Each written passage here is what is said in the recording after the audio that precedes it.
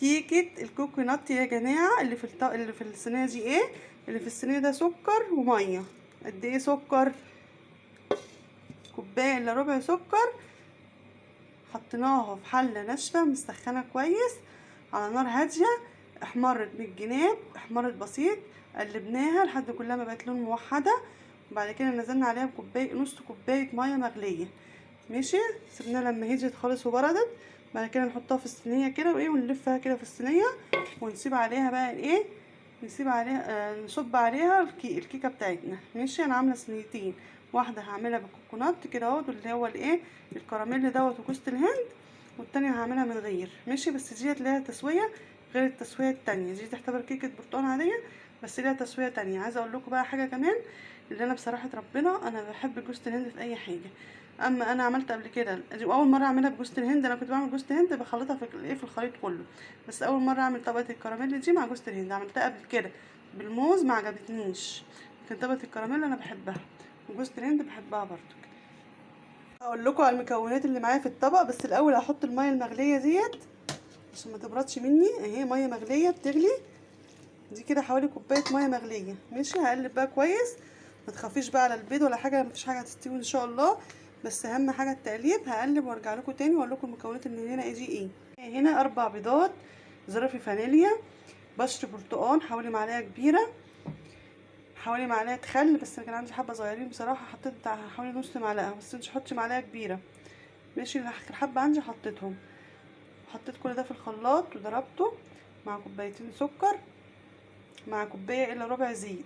ماشي. جبت بقى، كان عندي المواد الجافه 4 كوبايات دقيق كانوا مليانين شويه، وحطيت لهم كيس بيكنج باودر، وحطيت لهم معلقه صغيره ممسوحه كربونات الصوديوم، ذره ملح، وقلبتهم كويس ونخلتهم طبعا.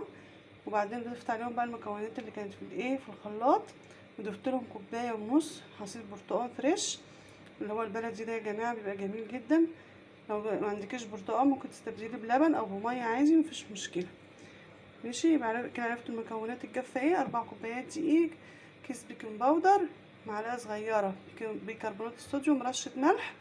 قلبناهم كلهم بمعلقه، وبعد كده ضفنا عليهم المكونات السايله اللي كانت في الخلاط. 4 بيضات، كيس فانيليا، معلقه خل، كوبايه الا ربع زيت. ضربناهم كويس مع كوبايتين السكر لحد السكر ما يدوب معاكي.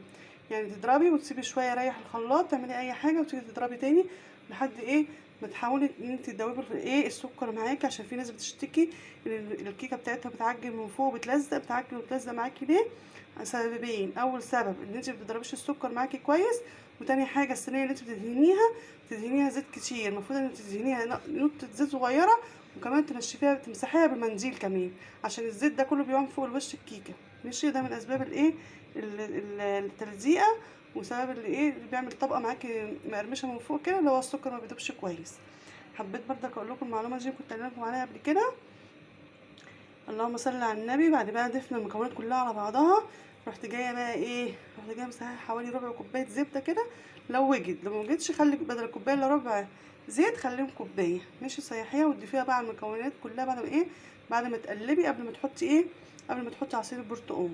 برضك الزبده دي بتديكي ريحه حلوه. بعد كده بتعملي ايه، مش قبل ما تضيفي مش قبل البرتقال، قبل ما تضيفي كوبايه الميه المغليه اللي انا ضفتها معاكم في اول الفيديو. ماشي. يعني انت مش عايزه تضيفي، ما عندكيش زبده او معلقه ربع معلقه زبده، او ربع كوبايه سمنه فلاحي، ممكن تضيفي بدلها زيت، كوبايه زيت. مش عشان ما اطولش عليكم. هحضر بقى الصواني. يا جماعه انا عملت صينيتين. الصينيه دي هسويها عادي على الشبكه على نار متوسطه على الشبكه على طول. ماشي. اما ديت هحطها كده في الصاج، وهزودها ايه ميه بتغلي كده على الصاج هنا اهو. ماشي. عشان الكراميل ما يتحرقش معايا. لما تطلع ان شاء الله اوريها يا جماعه. كيكه اهي بعد ما خرجت من الفرن. بس عايزه اقول لكم على حاجه انا نسيتها اقول لكم عليها عشان برضك المصداقيه. جوز الهند على فكره انا نسيت، وحطيت العجينه بتاعت الكيكه فوق الكراميل على طول. المفروض قبل ما احط العجينه اقوم جايه حاطه رشه جوز الهند في قعريه الحله، في قعريه الصينيه، على الايه، على الكراميل على طول. ماشي. رحت انا بقى عملت ايه قبل ما ادخلها الفرن، رحت جيت من الجناب كده بقيت ازيح العجين كده وهي في نفس الصينيه، ورش من الجناب، رشيت من الجناب. بس بقى ايه القاع ما كانش فيه، انا رشيت لما طلعت اهي. ماشي. انتوا بقى ما تعملوش بقى زي ما انا عملت كده، بحط جوز الهند فوق الكراميل على طول. ودي الكيكه العاديه اهي، كيكه البرتقال، هفتحها لكم بردك من جوه دي تشوفوها عامله ازاي. ويا ريت بقى ما تنسوش اللايك والاشتراك في القناه. انا بعد ما قطعتها اهي بصوا لونها عامل ازاي. بسم الله ما شاء الله جميله، الكراميل بيدي طعم جميل لاي حاجه. بصوا عايزه اوريها لكم اهي، لونها اهي فاتح اهيت، هي واخده اللون معايا سيكه زياده، وحتى اللي هي التانية دي برضك واخده معايا لون زياده، بس انا على فكره بحب اللون دوت. يلا يا ريت بقى ما تنسوش اللايك والاشتراك في القناه. عايزه اقول لكم على حاجه برضك قبل ما اقفل، لما تيجوا تقلبوها قلبوها وهي دافيه كده عشان تتقلب معاكم حلو، عشان السكر ما يمسكش او الكراميل يمسك فيها.